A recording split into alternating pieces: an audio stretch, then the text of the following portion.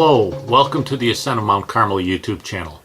This channel is devoted to a reading and better understanding of the book Ascent of Mount Carmel by St. John of the Cross. This is our third and final installment of the 11th chapter of the second book of Ascent of Mount Carmel. In the last couple of installments we discussed how the 11th chapter deals with supernatural phenomena that are perceived by the senses. St. John tells us that these phenomena could come from either God or the devil. Either way, we must reject them and ignore them to the best of our ability. A question that might be asked, is there any value in having these experiences?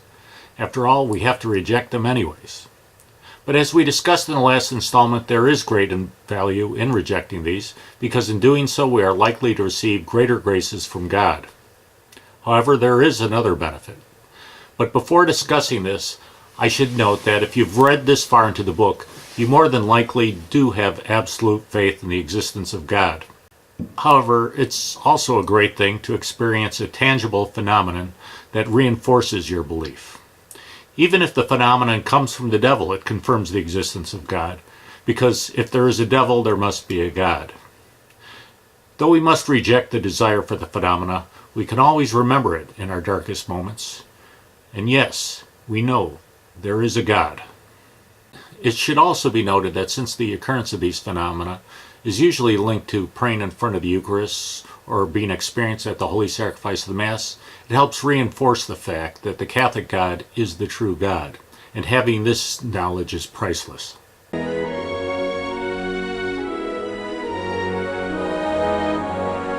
Making it all better. Priceless. It should also be noted that people have experienced these phenomena while praying in front of a Eucharist that was consecrated during the Novus Ordo Mass. This is evidence, though certainly not absolute proof, that the Novus Ordo is a valid Mass. But we'll be talking more about this in our companion series, Smoke of Satan. If you haven't checked out any of those videos, you might want to do so. Another video that you might want to check out that we've done earlier is our prior installment on spiritual guidance. And when I recorded that, I was actually thinking of this 11th chapter of the second book. If you tell most spiritual directors about having supernatural phenomena related to the senses, they're probably not going to tell you to reject it. In fact, most of them will probably tell you that it's a wonderful thing, or they'll be non-committal. Just because somebody holds himself out as a spiritual director does not mean he's good at it. And as I said it in the installment on spiritual guidance, it's going to be very difficult to find somebody who is good at this. There just aren't that many good spiritual directors anymore. But having no spiritual director is probably better than having a bad spiritual director. However, if you can't find one, don't despair. You'll be okay in this case if you reject these phenomena of the senses. The last point that we want to make in this installment, that is, if you do experience these types of things, there's no point in telling people about it. Darling, do me a favor, keep it to yourself. There's no reason other than pride or vanity to tell other people about it. You have to watch out for pride in all its forms.